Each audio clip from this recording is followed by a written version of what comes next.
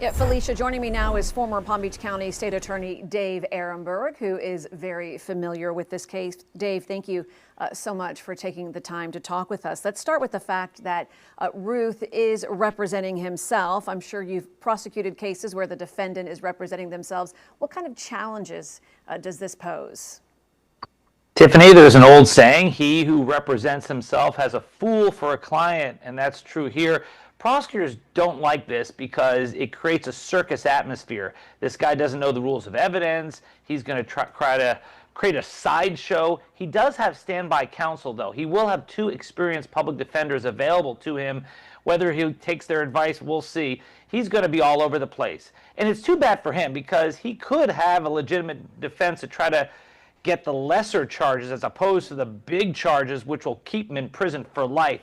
It's his decision, and it's going to be his downfall. Yeah, you talked about being a circus atmosphere. One of the questions that he asked today was about turtles crossing the road. What would you do? He was asking that to prospective jurors.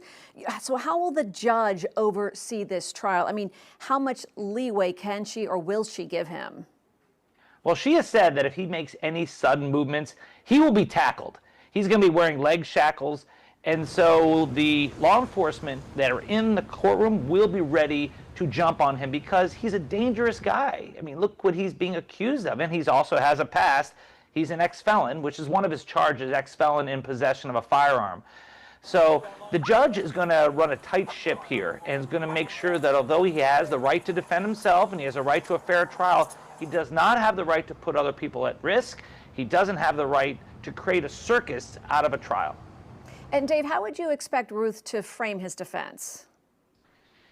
He's going to be all over the place, Tiffany. He's going to say that he's a good guy. He has all these character witnesses. He wants to testify. That doesn't mean anything. What he should do is to try to say that he didn't have the intent to shoot anyone because he did not get a round off. He did not fire his gun.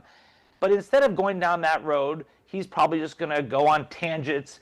He's going to just ramble on. And in the end, his goose is cooked. I mean, this is his bad decision. But then again, his life is full of bad decisions.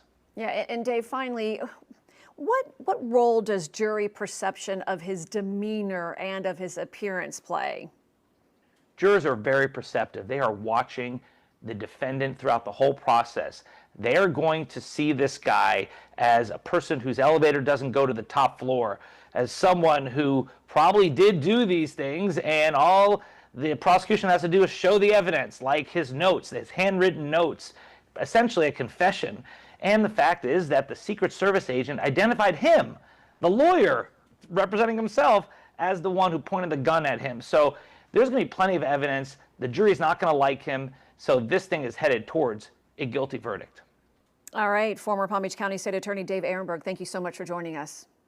Thanks for having me.